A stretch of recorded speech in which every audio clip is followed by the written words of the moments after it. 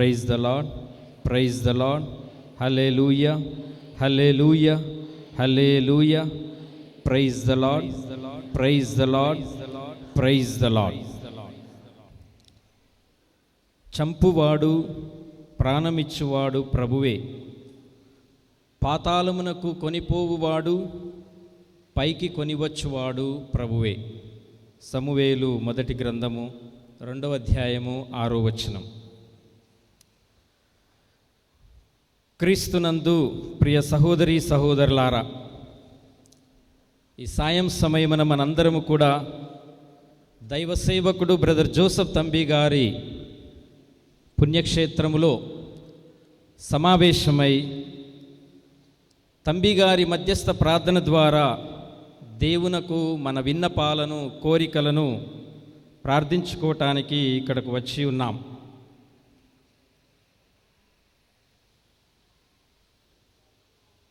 ఆంధ్రావనిలో brother Joseph తంబి గారి గురించి తెలియని వారు లేరు అని చెప్పటంలో ఎలాంటి అతిశయోక్తి లేదు.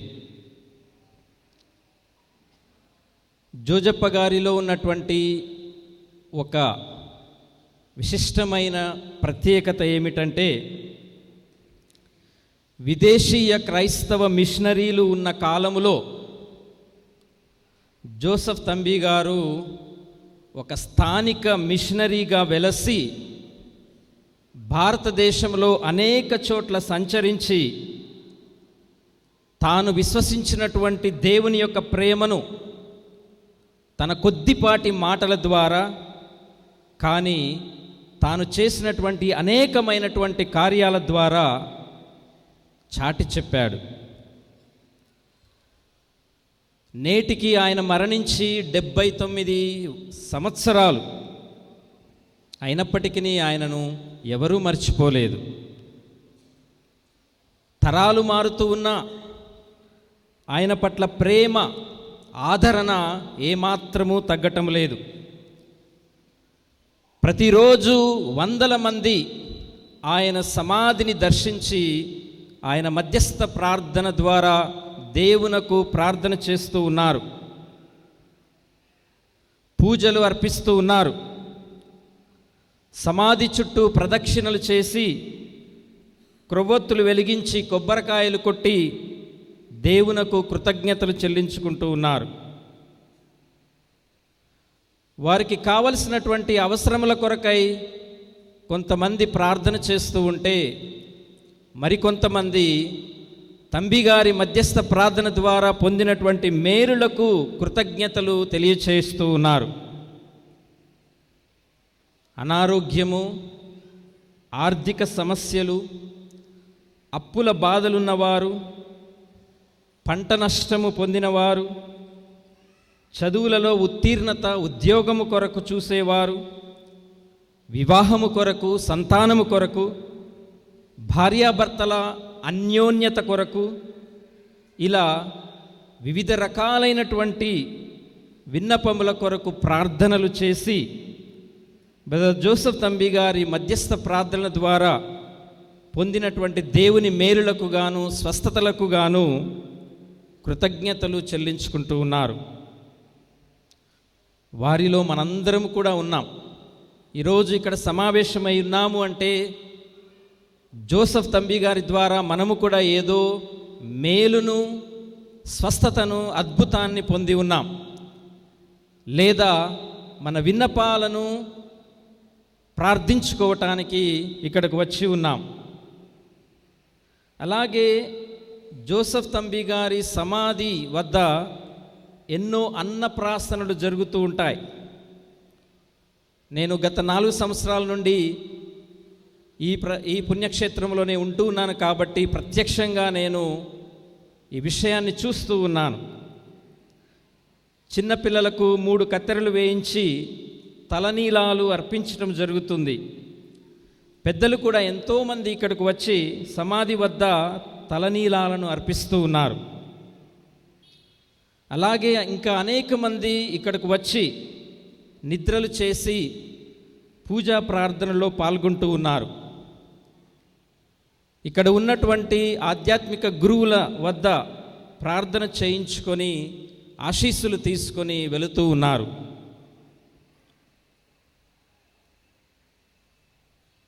ఇలాంటి ఎన్నెన్నో గొప్ప ఆధ్యాత్మిక కార్యక్రమాలు ఈ పెద్దావుటపల్లిలోని బ్రదర్ జోసెఫ్ తంబి గారి పుణ్యక్షేత్రంలో నిత్యము జరుగుతూ ఉన్నాయి. ఇంకొక ప్రత్యేకత ఏమిటంటే, ఈ పుణ్యక్షేత్రానికి వచ్చే వారిలో అధిక శాతము క్రైస్తవేతరులు కూడా ఉండటం గమనార్హం. మనందరికీ తెలిసిన విధముగా ప్రతి సంవత్సరం జనవరి 13, 14, 15వ తారీఖులలో బ్రదర్ జోసెఫ్ తంబి గారి వర్ధంతి మహోత్సవాలలో పాల్గొని దేవుని యొక్క ఆశీస్సులను పొందుతూ ఉన్నారు. అయితే ఈ మహోత్సవాలలో లక్షల మంది పాల్గొని తంబి గారి మధ్యస్థ ప్రార్థనల ద్వారా దేవునకు ప్రార్థనలు కానీ కృతజ్ఞతలు కానీ చెల్లిస్తూ ఉన్నారు. ప్రియ సహోదరి సహోదరులారా, ఇవన్నీ చూస్తూ ఉంటే బ్రదర్ జోసెఫ్ తంబి గారు నిజముగా ఒక అద్భుతమైనటువంటి వ్యక్తి, గొప్ప మహనీయుడు, స్వస్థతాపరుడు. అంతకంటే ఎక్కువగా మనందరికీ ఒక ఆదర్శమూర్తి.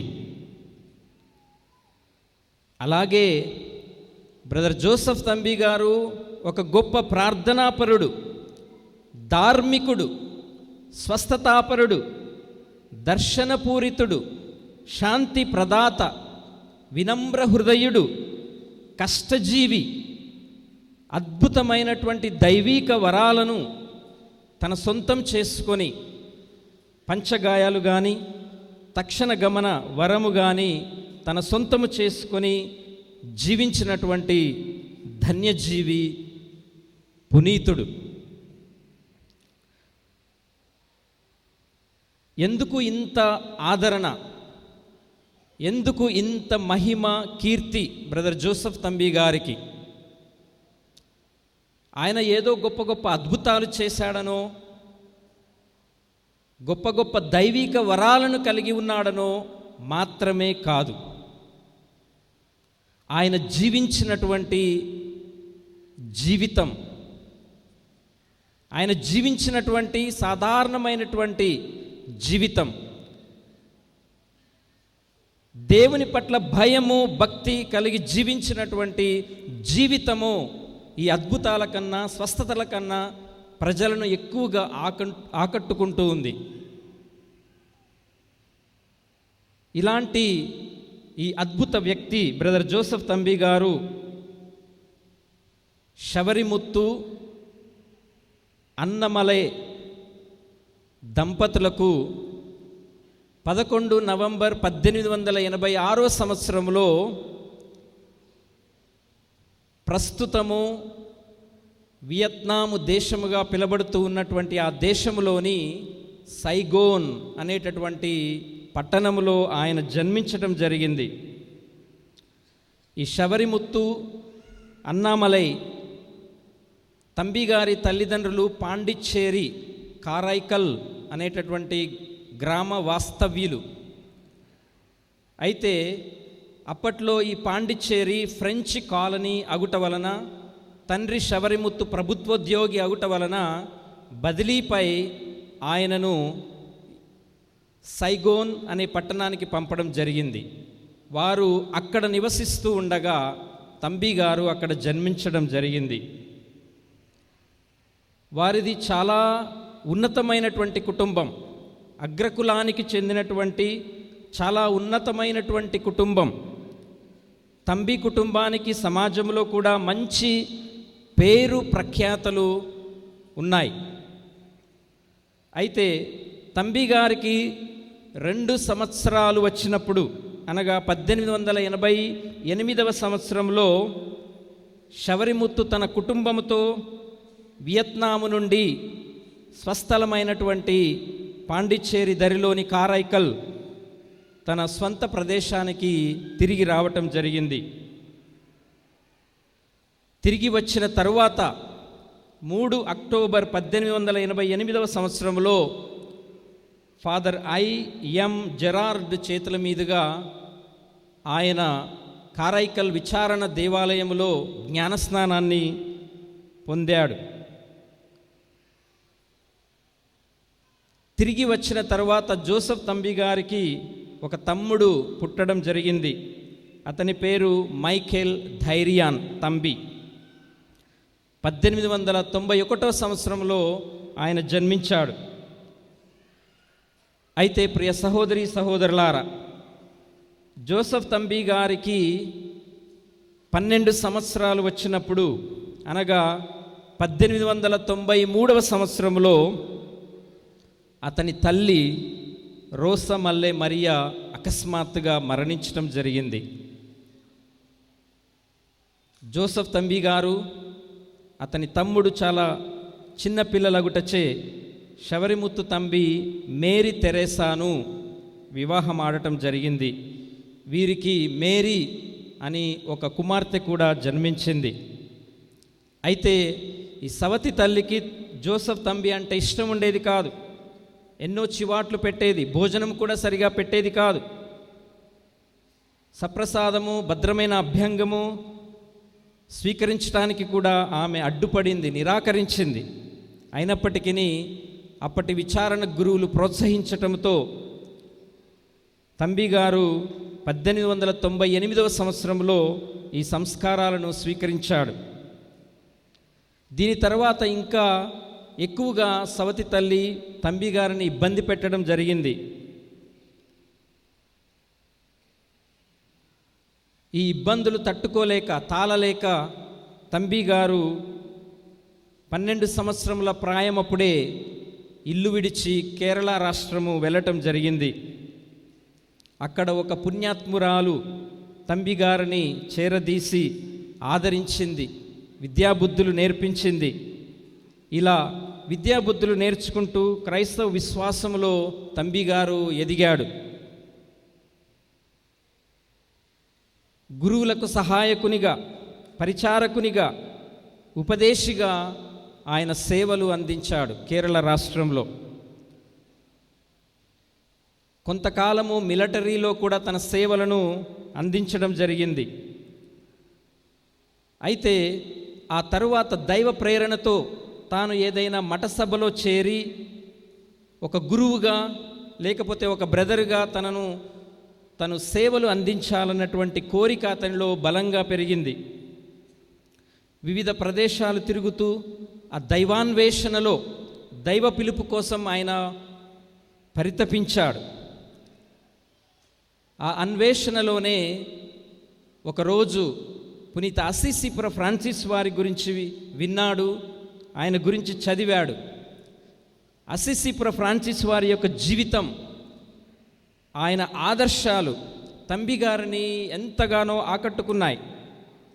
అందుకే 1927 సంవత్సరంలో ఉత్తరప్రదేశ్లోని సర్దానా అనేటటువంటి ప్రాంతంలో తన 41వ ఏట ఫ్రాన్సిస్కన్ కపూచిన్ మఠసభలో చేరారు. ఒక సంవత్సరం తర్ఫీదు తర్వాత ఫ్రాన్సిస్ తృతీయ సభ అంగీని ఆయన స్వీకరించడం జరిగింది. అయితే 1928 సంవత్సరంలోనే ఈ కపూచిన్ మఠసభను వీడి తృతీయ సభ్యునిగా జీవితాంతము ఆయన జీవించాడు. తృతీయ సభ్యునిగానే పలు ప్రాంతాలు తిరిగి దైవ సేవ, సోదర సేవలో జీవిస్తూ సంచరించాడు. ముఖ్యంగా ఆయన పాండిచ్చేరి, తమిళనాడు, కేరళ, ఆంధ్రప్రదేశ్ రాష్ట్రాలలోని పలు ప్రాంతాలు, గ్రామాలకు వెళ్ళి దేవుని యొక్క ప్రేమను, సోదర ప్రేమను గురించి ఆయన తన జీవితాదర్శము ద్వారా ప్రకటించడం జరిగింది. ఈ క్రమంలో ఆయన ఎంతోమందికి స్వస్థతలు చేశాడు, అద్భుతాలు చేశాడు, ఎంతోమందికి విశ్వాసాన్ని బోధించాడు, ప్రార్థనలు నేర్పించాడు. వారితోనే కలిసి జీవిస్తూ చివరికి కూలీ పనులకు కూడా వెళుతూ సామాన్య ప్రజలతోనే తన జీవితాన్ని తంబి గారు గడపటం జరిగింది. మరి ఈ క్రమంలోనే జోసెఫ్ తంబి గారు మన ఆంధ్ర రాష్ట్రానికి కూడా రావటం జరిగింది. మొట్టమొదటిగా ఆయన 1938 సంవత్సరంలో నెల్లూరు జిల్లాలోని బిట్రగుంట గ్రామానికి వచ్చాడు. అక్కడ 5 నెలల పాటు ఒక చిన్న ఇంటిలో నివసిస్తూ, నేటికి ఆ ఇంటిని మనం చూడవచ్చు, ఒక చిన్న ఇంటిలో నివసిస్తూ తన ప్రేషిత సేవను కొనసాగించాడు. చిన్న బిడ్డలను చేరదీసి వారికి సంక్షేపము, జపాలు నేర్పించాడు. పెద్దలను దేవాలయంలో సమావేశపరిచి ప్రార్థనలు చేశారు. బైబిల్ గురించి బోధించారు. క్రైస్తవ కథోలిక విశ్వాసాన్ని గురించి బోధించారు. అలాగే ఎంతోమంది రోగులను కూడా ఆయన స్వస్థపరిచాడు. 5 నెలల పాటు బిట్రగుంటలో ఉన్న తరువాత ఆయన విజయవాడ సమీపంలోని ఈ పెద్దవటపల్లికి దగ్గరలో ఉన్నటువంటి కేసరపల్లి అనే గ్రామానికి ఆయన వచ్చారు. అక్కడ 8 నెలల పాటు ఉండి దైవ సేవలో నిమగ్నమై ఉన్నాడు. ప్రతి ఇంటిని సందర్శిస్తూ అందరి బాగోగులను ఆయన తెలుసుకునేవాడు. తన జీవనోపాధిపై, ఇతరులపై ఆధారపడకుండా ప్రజలతో కూలీ పనులకు వెళ్ళి ఆ వచ్చిన డబ్బుతో తను జీవించేవాడు. మిగిలిన డబ్బును ఇతరులకు సహాయం చేసేవాడు. అయితే అప్పట్లో కేసరపల్లి గ్రామంలో ప్రతిరోజు పూజలు ఉండేవి కావు. కనుక ప్రతి ఆదివారము ముఖ్యమైనటువంటి పండగ రోజుల్లో విశ్వాసులను అక్కడ నుండి పెదవటపల్లి విచారణ దేవాలయానికి దివ్య పూజాబలిలో పాల్గొనటానికి ఆయన తీసుకుని వచ్చేవాడు. మరి ఈ క్రమంలోనే 1938 సంవత్సరంలో జోసెఫ్ తంబి గారు తన నివాసాన్ని ఈ పెద్దవటపల్లికి మార్చుకున్నాడు. అప్పటి విచారణ గురువులైనటువంటి జాన్ కల్దెరారో స్వామి యొక్క సహాయముతో ఇప్పుడు ఇంకా మనము చూస్తూ ఉన్నటువంటి ఆ చిన్న ఇంటిలో తంబి గారు నివసించారు. ఇక్కడ ఉంటూనే చుట్టుప్రక్కల ఉన్నటువంటి గ్రామాలన్నిటినీ ఆయన సందర్శించాడు. దేవుని యొక్క ప్రేమను, సువార్తను బోధించాడు. ప్రజల అవసరాలను బట్టి ఎన్నో అద్భుతాలు చేశాడు. అగ్రకులం వారు విశ్వాసులుగా మారటానికి ఆయన దోహదపడ్డాడు. దైవిక వరములైనటువంటి పంచగాయాలు, తక్షణ గమన వరము, స్వస్థత వరము, ప్రవచన వరము, హృదయాంతరాలను చవిచూసేటటువంటి వరము, దుష్టాత్మలను పారద్రోలు వరములను తంబి గారు పొంది ఉన్నారు. అలాగే ఆయన జీవించినటువంటి ప్రార్థన జీవితం, ఆయన జీవించినటువంటి విశ్వాస జీవితం నేటికి మనకు ఎంతగానో ఆదర్శముగా ఉంటుంది. జీవించి ఉండగానే జోసెఫ్ తంబి గారు ఎన్నో అద్భుతాలు చేశారు. వాటిలో కొన్ని చెప్పాలి అంటే, ఒక వ్యక్తి కాలుపై పుండును తన నాలుకతో నాకి ఆయన స్వస్థపరిచాడు. అలాగే ఒక వ్యక్తి కాలు విరిగినప్పుడు సిలువ గుర్తు వేసి ప్రార్థన చేసి ఆ విరిగినటువంటి కాలుని ఆ క్షణంలోనే ఆయన స్వస్థపరచగలిగాడు. అలాగే తంబిగారు చేసినటువంటి మరొక అద్భుతము, బట్టలు లేని ఒక కుష్ఠరోగికి అద్భుత రీతిన ఒక లుంగీతో ఆయనను కప్పటం. జడివానలో కూడా అందరూ తడుస్తూ ఉన్న తాను తడవకపోవటం. సంతానము లేని వారికి సంతానము ప్రసాదించటం. స్వల్ప భోజనముతో అనేక మందికి భోజనాన్ని సంతృప్తిగా వడ్డించటం. గుప్పెడు రేగు పండ్లను, ఊరంతా ఒక్కొక్కరికి గుప్పెడు రేగు పండ్లను పంచటం. తన ఇంట్లో దొంగతనం జరిగింది అని ఎక్కడో పొలములో పని చేసుకుంటూ ఉండగానే ప్రవచనం చేయటం. రెండవ ప్రపంచ యుద్ధంలో జరుగుతున్న ప్రతి విషయాలను ఇక్కడ ఉన్నటువంటి గురువులకు తెలియజేయడం. 3 నెలల ముందుగానే తన మరణ వార్తను ప్రవచించినటువంటి తంబి గారు. ఇలా చెప్పుకుంటూ పోతే ఆయన జీవించి ఉండగా ఎన్నో అద్భుతాలు చేశారు. మరణించిన తర్వాత కూడా ఆయన ఎన్నో అద్భుతాలు, స్వస్థతలు చేస్తూ ఉన్నారు. ఈ మధ్యలో నాకు తెలిసినటువంటి ఒక గొప్ప అద్భుతం, ఒక 8 సంవత్సరాల పాపకు తంబి గారి మధ్యస్థ ప్రార్థన ద్వారా పెద్ద అద్భుతము, స్వస్థత జరిగింది. ఆ పాప పేరు మట్ల శ్రావ్య, తండ్రి పేరు మైకేల్, తల్లి పేరు ప్రసన్న. వీరు తెనాలి విచారణకు చెందినటువంటి వారు. కట్టేవరం అనే సబ్స్టేషన్, గుంటూరు మేత్రాసనము నుండి. వారి తల్లిదండ్రులు ఆ పాప ఈ పూజలో పాల్గొంటానని చెప్పారు. బహుశా దారిలో ఉండవచ్చు. పూజ అయిపోయే సమయానికి వారు వస్తారని నేను ఆశిస్తూ ఉన్నాను.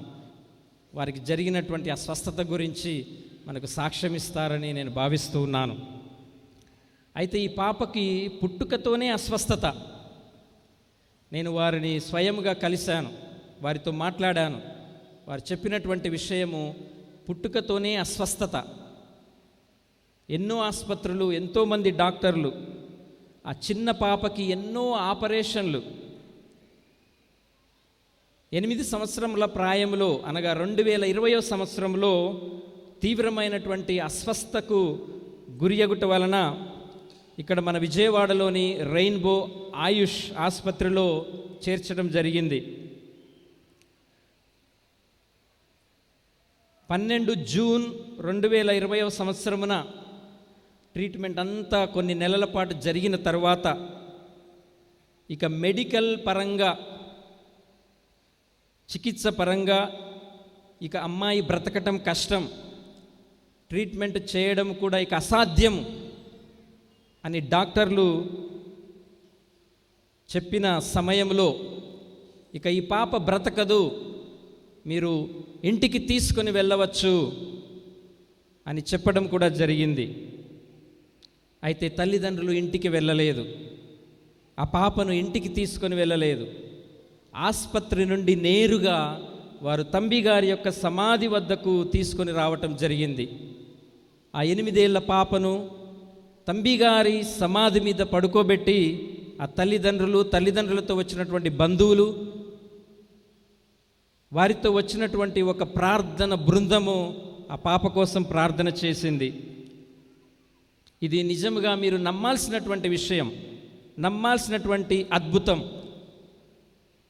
12 జూన్ 2020 నుండి ఈ రోజు వరకు, అంటే దాదాపు 3.5 సంవత్సరాలు గడిచాయి. కానీ ఆ పాప చాలా ఆరోగ్యంగా ఉంది, స్కూల్కి వెళుతుంది, 7వ తరగతి చదువుతుంది. Praise the lord.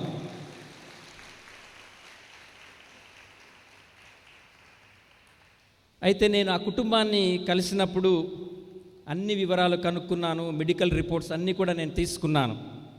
దాదాపు 2 గంటలు నేను వారితో కూర్చొని వారు చెప్పిందల్లా విన్నాను. అయితే వారు చివరిలో నాతో ఒక మాట అన్నారు, ఫాదర్, ఈ రిపోర్ట్స్ మీరు ఎక్కడన్నా చూపించండి, చూడగానే ప్రతి డాక్టర్ చెప్పేది ఒకటే, ఈ అమ్మాయి చనిపోయి బ్రతికింది అనే చెబుతారు అని చెప్పారు. నేను నిజంగా అదే చేశాను. అంటే దేవుని మీద నమ్మకం లేక కాదు, తంబి గారి మధ్యస్థ ప్రార్థనల మీద నమ్మకం లేక కాదు. వారు ఇచ్చినటువంటి ఆ రిపోర్టు ఆంగ్లంలో ఉంది, ఆ మెడికల్ టెర్మినాలజీస్ నాకు అర్థం కాక హైదరాబాదులో నాకు తెలిసినటువంటి ఒక డాక్టర్కి ఆ 6 పేజీల మెడికల్ రిపోర్ట్ని నేను వాట్సాప్లో పంపాను. దీన్ని కొంచెము నాకు తెలుగులో అర్థమయ్యేలా చెబుతారా అని నేను పంపాను.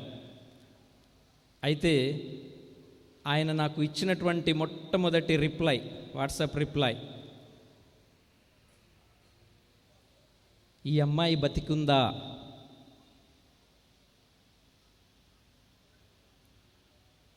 రెండో మెసేజ్, ఉంటే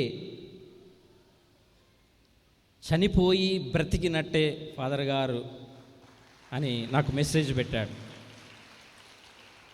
ఆ తర్వాత నేను ఫోన్ చేసినప్పుడు ఆ మెడికల్ రిపోర్ట్లో ఉన్న టర్మినాలజీస్ కొంచెం నాకు అర్థమయ్యేలా వివరించాడు. దాన్ని నేను తెలుగులో రాసుకున్నాను. Praise the lord, praise the lord, praise the lord. నిజంగా దేవుడు స్వస్థతాపరుడు. బైబిల్లో కూడా మనం చూడవచ్చు, ఆయన ఎన్నో అద్భుతాలు చేశాడు మన కోసం, తన ప్రజలు బాగుండాలి అని, ఆరోగ్యంగా ఉండాలి అని. అలాగే దేవుడు తన దైవ సేవకుల ద్వారా అద్భుతాలు చేస్తూ ఉన్నాడు. బ్రదర్ జోసెఫ్ తంబి గారి మధ్యస్థ ప్రార్థనల ద్వారా ఎన్నో అద్భుతాలు, ఎన్నో స్వస్థతలు. దీనికి ముఖ్య కారణం మన విశ్వాసము బలంగా ఉన్నప్పుడు తప్పకుండా అద్భుతాలు జరుగుతాయి. అందుకే బ్రదర్ జోసెఫ్ తంబి గారి మధ్యస్థ ప్రార్థనలు చాలా బలమైనవి. ఈనాటికి ఎంతోమంది దృఢముగా ఆయన ప్రార్థనలను విశ్వసిస్తూ ఉన్నారు. ఎంతో ఆదరణ పొందినటువంటి బ్రదర్ జోసెఫ్ తంబి గారి జీవితము ఈ తిరునాళ్లలో పాల్గొంటున్న మనందరికీ కూడా ఆదర్శంగా ఉండాలి. నేను ఇంతకుముందు చెప్పినట్లుగా ఆయన ఏదో గొప్ప అద్భుతాలు చేశాడని బ్రతికి ఉండగా, లేకపోతే మరణించినాక ఎంతోమందికి స్వస్థతలు, అద్భుతాలు చేస్తూ ఉన్నాడు అని మాత్రమే కాదు. ఈ పునీత పట్ట కార్యక్రమ ప్రక్రియలో మేము ఎంతోమంది ప్రత్యక్ష సాక్షులను మేము కలిసాము, వాళ్ళతో మాట్లాడాము. వారిలో 100కి 99 మంది వారు చెప్పింది ఏమిటంటే, జోసెఫ్ తంబి గారు జీవించినటువంటి అతి సాధారణమైనటువంటి జీవితము మమ్మల్ని ఆకట్టుకుంది. ఆయన జీవించినటువంటి పేదరికము మమ్మల్ని ఎంతగానో ఆకట్టుకుంది. ఆయన ఎన్నో అద్భుతాలు చేసి ఉండవచ్చు, స్వస్థతలు చేసి ఉండవచ్చు, అది దైవానుగ్రహం. కానీ ఈరోజు మేము తంబి గారి యొక్క మధ్యస్థ ప్రార్థనలను బలంగా విశ్వసిస్తూ ఉన్నాము అంటే దానికి ప్రధాన కారణం ఆయన జీవించినటువంటి జీవితం. ఆయన ప్రజలతో మమేకమై జీవించినటువంటి జీవితం, ప్రజలతో ఆయన మాట్లాడిన కొద్దిపాటి ప్రేమతో కూడినటువంటి మాటలు, చిన్నపిల్లలను ఆయన ఆదరించినటువంటి విధానం, కష్టంలో ఆపదలో ఉన్నటువంటి వారిని చేరదీసి వారి కష్ట సుఖాలను తెలుసుకున్నటువంటి విధానం, ఆ సాదా సీదా జీవితము మమ్మల్ని ఎంతగానో ఆకట్టుకుంది అని ప్రత్యక్షంగా తంబి గారిని చూసినటువంటి వారు చెప్పినటువంటి సాక్ష్యం. అందుకే ఆయన జీవితము మనందరికీ కూడా ఆదర్శముగా ఉండాలి. ప్రియ సహోదరి సహోదరులారా, 1960వ సంవత్సరంలో ఫాదర్ జాన్ కల్దరారో గారు ఒక కరపత్రాన్ని ఆయన ప్రచురించారు. దానిలో ఆయన ఒక చిన్న వాక్యాన్ని రాశారు. బ్రదర్ జోసెఫ్ తంబి మరణము తరువాత ఆయన మధ్యస్థ ప్రార్థనల ద్వారా ఎంతోమంది మేలులను పొందుచున్నారు. జనవరి 15 వర్ధంతి ఉత్సవాలకు అనేక మంది యాత్రికులు ఆయన సమాధి వద్దకు పోటెత్తుచున్నారు అని 1960వ సంవత్సరంలోనే తంబి గారికి ఉన్నటువంటి ఆ కీర్తి, మహిమను గురించి, ఆదరణ గురించి రాయటం జరిగింది. ఇలా సంవత్సరాలు గడిచే కొద్దీ తంబి గారిపై ప్రేమ, తంబి గారి ప్రార్థనల పట్ల విశ్వాసము, ఆయన జీవించినటువంటి జీవితము ఎంతగానో ఆకట్టుకుంటూ ఉంది. ఆయనపై ఉన్నటువంటి ఆదరణ తరగటం లేదు. నేను చెప్పినట్లుగా తరాలు మారుతూ ఉన్నా కానీ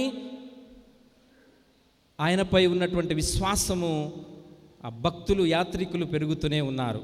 praise the lord, praise the lord. కాబట్టి ప్రియ సహోదరి సహోదరులారా, ఇంత ధన్య జీవితాన్ని, పుణ్య జీవితాన్ని జీవించినటువంటి తంబి గారిని గుర్తించి 2007వ సంవత్సరంలో విశ్వశ్రీ సభ ఆయనకు దైవ సేవకుడు అన్నటువంటి గుర్తింపును ఆయనకిచ్చి ఉంది. అయితే ఆయన త్వరలోనే పునీతునిగా ప్రకటింపబడాలి. దానికి ఈ కపుచిన్ సహోదరులు ఎంతగానో కృషి చేస్తూ ఉన్నారు. వచ్చే మార్చి 11వ తారీఖున ఈ మేత్రాసనములో జరుగుతూ ఉన్నటువంటి ఈ ప్రక్రియ పూర్తి కాబోతూ ఉంది.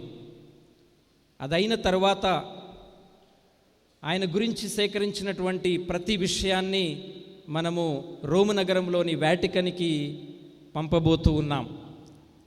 కాబట్టి నా నమ్మకము, నా విశ్వాసము ఏమిటంటే జోసెఫ్ తంబి గారు త్వరలోనే ధన్యుడిగా ఆపై పునీతునిగా ప్రకటింపబడతారు అనేది నా ప్రగాఢ విశ్వాసం. దీనికోసం మనందరం కూడా తప్పకుండా ప్రార్థన చేయాలి. చివరిగా ఈ పుణ్యక్షేత్రానికి మనం వచ్చినప్పుడల్లా ఏదో స్వస్థత కోసం, ఏదో అద్భుతం కోసం ఎదురు చూడకుండా జోసెఫ్ తంబి గారు జీవించినటువంటి జీవితాన్ని ఒకసారి మనము సమాలోచన చేద్దాం. ఆయన జీవించినటువంటి ఆ పుణ్య జీవితంలో కొద్ది శాతమైన మనము కూడా జీవించటానికి ప్రయత్నం చేద్దాం. ఆయన గొప్ప ప్రార్థనాపరుడు. ఆయన చేసినటువంటి ప్రార్థన జీవితమే ఆయన ఆధ్యాత్మిక జీవితాన్ని బలపరిచింది. మరి మన ప్రార్థన జీవితం ఎలాగుందో పరిశీలించుకుంటూ మన ప్రార్థన జీవితాన్ని బలపరుచుకుందాం. ఆయన గొప్ప ధార్మికుడు. తనకు ఉన్నా లేకున్నా ఎదుటివాడు సుఖముగా ఉండాలి, బాగుగా ఉండాలని ఆయన ఆశించాడు.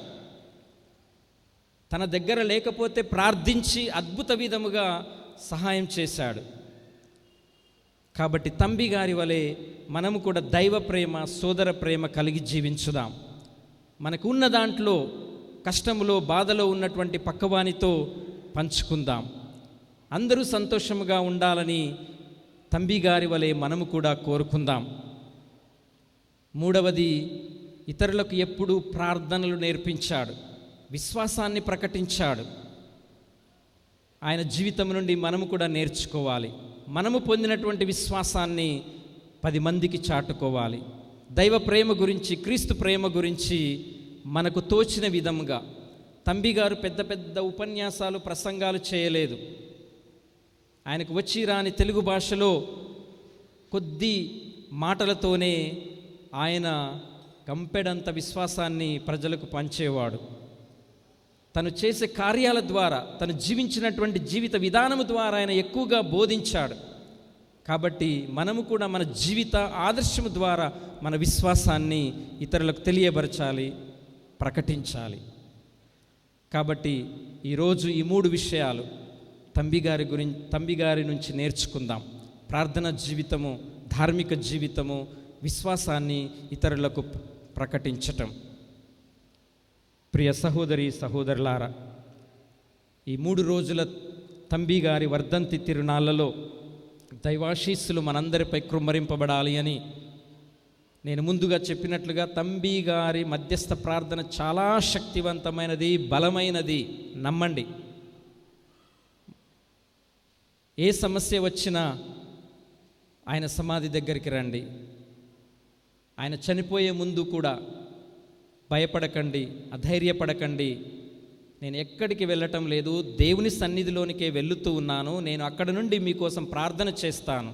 మీకు ఏ చిన్న సమస్య వచ్చినా నన్ను గుర్తుంచుకోండి, నేను దేవునికి విన్నవిస్తాను అని తన చివరి పలుకులుగా తంబి గారు పలికారు. కాబట్టి ఆయన మరణించినను మన కోసం జీవిస్తూనే ఉన్నాడు, మన కోసం ప్రార్థన చేస్తూనే ఉన్నాడు. మన విశ్వాసం బలపడాలి అని, మన క్రైస్తవ జీవితము ఇంకా అద్భుతంగా ఉండాలి అని తంబి గారి మధ్యస్థ ప్రార్థనల ద్వారా మనం ఈ దివ్య పూజా బలిలో వేడుకుందాం. ప్రియ తంబి భక్తులారా, దయచేసి మీరు ఓపికతో అలానే ఉండి కూర్చుంటే, ఇందాక ఫాదర్ ప్రవీణ్ గోపు గారు తన యొక్క ప్రసంగంలో ఆ యొక్క కుటుంబం గురించి ఎంతో చక్కగా చెప్పి ఉన్నారు. వారు మన మధ్యలోనికి విచ్చేస్తున్నారు. ఆ యొక్క కుటుంబస్తులను వేదిక మీదకు విచ్చేసి మనందరికీ సాక్ష్యం ఇవ్వవలసిందిగా కోరుతున్నాం. వారికి గట్టిగా చప్పట్లతో వారిని ఆహ్వానించుదాం.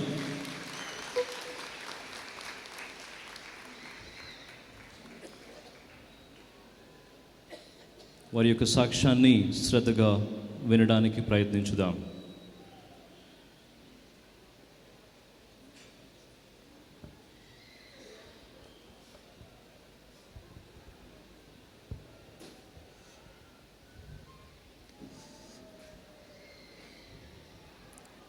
పీఠం మీద ఉన్నటువంటి పూజ్య గురు పుంగవులకు, కన్యా స్త్రీలకు, ఇక్కడ విచ్చేసినటువంటి జోసెఫ్ తంబి ప్రియ భక్తులందరికీ ఆ క్రీస్తునామంలో వందనాలు తెలియజేస్తూ ఉన్నాను. నా పేరు మైకేల్. మాది గుంటూరు జిల్లా తెనాలి దగ్గర కట్టివరం అనే గ్రామం. నాకు 2004లో వివాహం జరగడం జరిగింది. 2011లో నాకు పాప జన్మించింది. పాప పేరు కార్మెల్విన్ సి శ్రావ్య.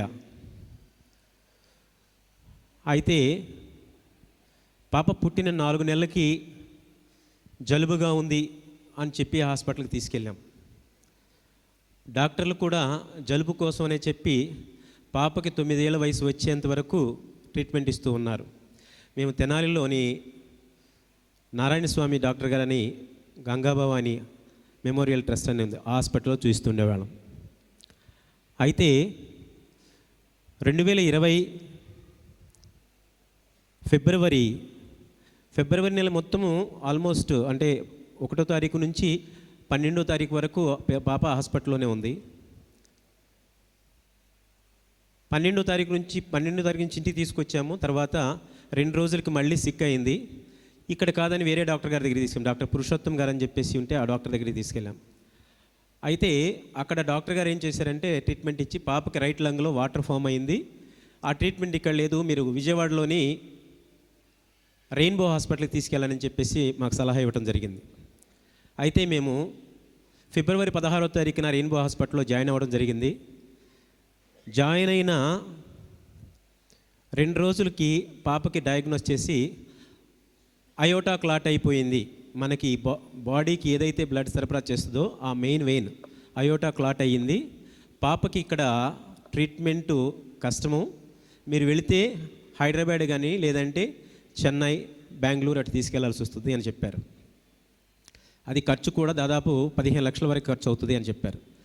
సరే, మాకంత స్తోమత లేదండి, మేము మాట్లాడుకుని చెప్తామని చెప్పాం.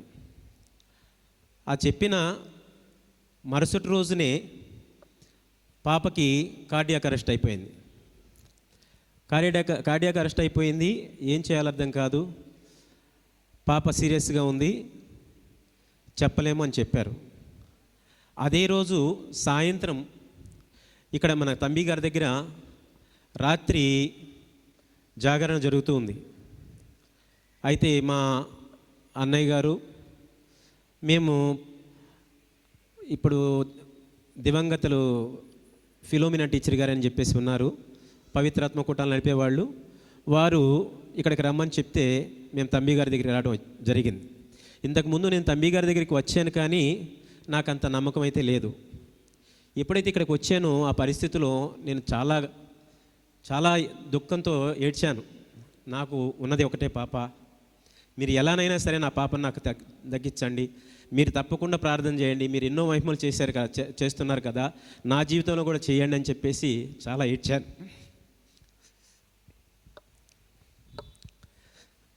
అయితే ఆ మరుసటి రోజు టీచర్ గారు కూడా ప్రార్థనలో పెట్టి ప్రార్థన చేయడం జరిగింది. అక్కడ నుండి నైటు ఇక్కడే ఉండి మరుసటి రోజు ఉదయాన్నే హాస్పిటల్కి వెళ్ళాం. ఆ హాస్పిటల్కి ఫిబ్రవరి 16వ తారీఖున మేము జాయిన్ అయిన తర్వాత జూన్ 13వ తారీఖున మళ్ళీ హాస్పిటల్ నుంచి బయటకు వచ్చాం. అంటే 4 నెలలు మేము హాస్పిటల్లోనే ఉన్నాం. ఈ 4 నెలల్లో పాపకి 22 సార్లు కార్డియాక్ అరెస్ట్ అయింది, 3 సార్లు హార్ట్ ఆగిపోయింది. మేము ఎప్పుడైతే జాయిన్ అయిన తర్వాత 24వ తారీఖున పాపకి కార్డియాక్ అరెస్ట్ అయిపోయిందో అప్పుడు సడన్గా ఏం డెసిషన్ తీసుకున్నారంటే రమేష్ హాస్పిటల్లో హార్ట్ ఆపరేషన్ చేస్తామని చెప్పేసి డాక్టర్ జాన్ బెనెడిక్ట్ గారు అని చెప్పేసి బెంగళూరు నుంచి రావాలి, వారు చేస్తామని చెప్పేసి ఒప్పుకున్నారు. అది ఇక్కడికి వచ్చి వెళ్ళిన తర్వాత వారు ఒప్పుకున్నారు. అంతకుముందు ఒప్పుకోలేదు, ఇక్కడ చేయటం కుదరదన్నారు. కానీ ఎప్పుడైతే మేము ఇక్కడ ప్రార్థన చేసుకుని వెళ్ళామో జాన్ బెనెడిక్ట్ గారు నేను చేస్తానని చెప్పేసి ముందుకు వచ్చారు. వచ్చిన తర్వాత 24వ తారీఖున నాకు హార్ట్ ఆపరేషన్ చేశారు. చేసే నాటికి కార్డియాక్ అరెస్ట్ అవ్వడం వల్ల బాడీలో మొత్తం బ్లడ్ సర్క్యులేషన్ లేక ఆర్గాన్స్ అన్ని దెబ్బతిన్నాయి. పాపకి ఆపరేషన్ చేసే టైంలో చెప్పారు కేవలం 5% మాత్రమే ఛాన్స్ ఉంది, 4% మాత్రమే ఛాన్స్ ఉంది, 94% ఛాన్స్ లేదు. మీరు ఓకే అంటేనే చేస్తామంటే మేము ఏదైనా దానికి మీ ప్రయత్నం మీరు చేయండి, మా ప్రయత్నం మేము చేస్తాం, మేము ఆ దేవుని ప్రార్థించుకుంటామని చెప్పేసి చెప్పడం జరిగింది. సో తర్వాత ఇంకొకటి ఏంటంటే ఆ పాపకి ఆపరేషన్ చేయాలంటే యూరిన్ పాస్ చేయాలి. యూరిన్ పాస్ చేయడానికి కూడా లేదు. మేము ఏడుస్తూ ప్రార్థన చేసుకున్నాం. ఎంత దయనీయంగా అంటే అంత దయనీయంగా ప్రార్థన చేస్తే దేవుడు కరుణించి 6:30 గంటలకి పాప యూరిన్ పాస్ చేయడం జరిగింది. అప్పుడు వెంటనే ఆపరేషన్ చేశారు. ఆపరేషన్ కూడా అయిన తర్వాత వచ్చేసి ఆపరేషన్ సక్సెస్ అయిందని చెప్పారు. చాలా సంతోషం.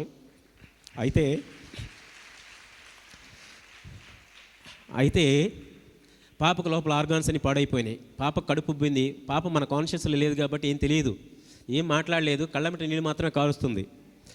సో మన రెయిన్బో నుంచి డాక్టర్స్ వచ్చారు. వచ్చి చూసిన తర్వాత ఇమ్మీడియట్గా పాపని ఎక్కడి నుంచి షిఫ్ట్, అప్పటికి 7 రోజులైంది ఆపరేషన్ చేసి. పాపని వెంటనే షిఫ్ట్ చేయని అన్నారు. ఇక్కడికి తీసుకొచ్చిన తర్వాత మళ్ళీ రెయిన్బోకి తీసుకొచ్చాం. రెయిన్బోకి తీసుకొచ్చిన తర్వాత లోపల పేగు పాడైపోయి కుళ్ళిపోయింది. మళ్ళీ ఆపరేషన్ చేసి పేగు చేశారు. ఈ మధ్యలోనే హార్ట్ ఆపరేషన్ దగ్గర మళ్ళీ ఇంకో ప్రాబ్లం వచ్చింది. హార్ట్ ఆపరేషన్ చేసినప్పుడు 2 డేస్కి లోపల బ్లీడ్ అవుతుంది, మళ్ళీ చేయాలని చెప్పేసి మళ్ళీ థియేటర్కి తీసుకెళ్లారు. అది ఒక సమస్య. అయితే మళ్ళీ ఇక్కడికి వచ్చిన తర్వాత పేగు ఆపరేషన్ చేశారు. పేగు ఆపరేషన్ చేసిన తర్వాత మళ్ళీ ఆ ఊండు దగ్గర ప్రాబ్లం వచ్చిందని మళ్ళీ చేశారు. ఇది అయిపోయిన తర్వాత ఈ తొంటి దగ్గర సలైన్ ఏదో పెడితే అక్కడ ఇన్ఫెక్షన్ వచ్చేసి అక్కడ కుళ్ళిపోయి మళ్ళీ అక్కడ ఒక ఆపరేషన్ చేశారు. అది అయిపోయాక ఇవన్నీ జరుగుతుందనగా ఇక్కడ ఏదైతే హార్ట్ ఆపరేషన్ చేశారో ఇక్కడ మళ్ళీ చిన్న సర్జరీ కూడా చేయాల్సి వచ్చింది. మొత్తం పాపకి 7 ఆపరేషన్లు జరిగినాయి. ఇవంతా బాగానే ఉంది, ఇంకా బయటకు వస్తుంది అన్న టైంలో మళ్ళీ కార్డియాక్ అరెస్ట్ అయింది. 2 నెలల తర్వాత మళ్ళీ కార్డియాక్ అరెస్ట్ అయింది. మళ్ళీ అప్పుడు మేము ఒకటే ప్రార్థన, ఇక్కడికి దాదాపు అప్పుడు 2-3 సార్లు ఇక్కడికి వచ్చాను. అందుబాటులో ఉన్న గుణదలిల్లి ప్రార్థన చేసుకుంటూ ఉండేవాళ్ళం. ప్రతిరోజు ఆ కెథడ్రల్లోకి వెళ్ళి ప్రార్థన చేసుకుంటూ ఉండేవాళ్ళం. ప్రార్థనలో ఒకటే ఫస్ట్ ఇప్పుడైనా అప్పటి నుంచి కూడా నేను ఒకటే, నా మొదటి ప్రార్థనలో జోసెఫ్ తంబి గారా నా కుటుంబం కొరకు ప్రార్థించండి, నా బిడ్డ కొరకు ప్రార్థించండి మాత్రమే ప్రార్థన చేసుకుంటూ ఉంటాం. సో ఆ రకంగా మధ్యలో ఇబ్బంది జరిగినప్పటికీ మళ్ళీ ప్రార్థన చేయగా దేవుడు మా మొరణ ఆలకించి మళ్ళీ పాపకి మంచిగా జరగడం జరిగింది. ఈలోగా మా కార్డియాక్ అరెస్ట్ అయిన తర్వాత అప్పటి వరకు డాక్టర్లు ఎప్పుడు చెప్పలేదు, మీ పాపకి బాగవుతుందని చెప్పట్లేదు, బాగవట్లేదని చెప్పట్లేదు. రోజుకి ఖర్చు అయితే చాలా విపరీతంగా అవుతుంది. మొత్తం 42 లక్షల రూపాయలు ఖర్చు అయింది. అయితే ఒకటే చెప్పాను, ఇంకా లాస్ట్లో ఇంకా ఒకటే, దేవా నా బిడ్డను బ్రతికిస్తే బ్రతికించు, లేదా నువ్వు తీసుకుంటే తీసుకో, ఎందుకంటే చాలా నరకం అనిపిస్తుంది అని చెప్పేసి జోసెఫ్ తంబి గారా మిమ్మల్ని వేడుకుంటున్నాను, నా బిడ్డను బ్రతికించు. నా బిడ్డను బ్రతికిస్తే నేను మొట్టమొదటికి వచ్చి నీ దగ్గరే నేను నా ప్రార్థనలు అర్పించుకుని నా బిడ్డను నా మొక్కులు చెల్లించుకుంటాను. నా ప్రార్థన వినడానికి దేవుడికి నా పాపాలు ఏమైనా అడ్డుగా ఉన్నాయేమో మీరు ప్రార్థించండి, ఎంతోమందికి మేలు చేస్తున్నారు కదా, నా కుటుంబంలో కూడా చేయండి అని చెప్పి ప్రార్థించాను. ఏం జరిగిందో తెలియదు. ఆ రోజు సాయంత్రానికి డాక్టర్ గారు వచ్చి మీ పాపకి ఏం ప్రాబ్లం లేదు, మీ పాప బ్రతుకుద్ది,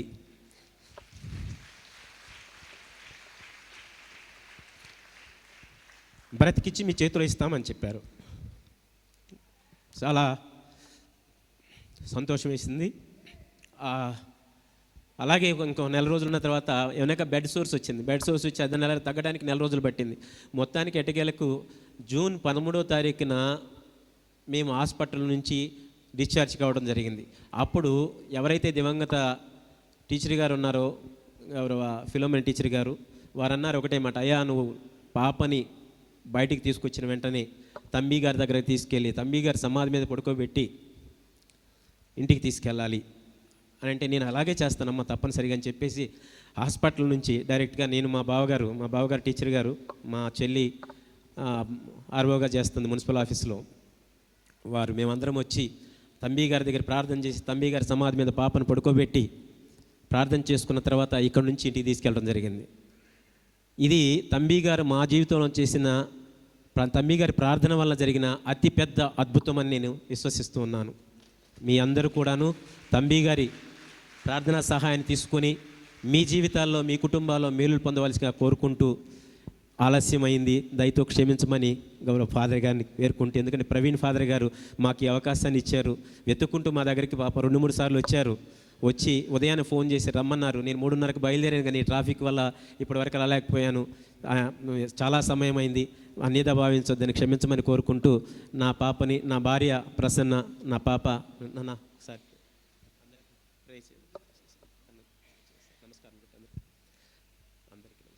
అందరికీ నమస్కారం. థ్యాంక్ యూ అండి. Thank you father. Thank you very much. Thank you.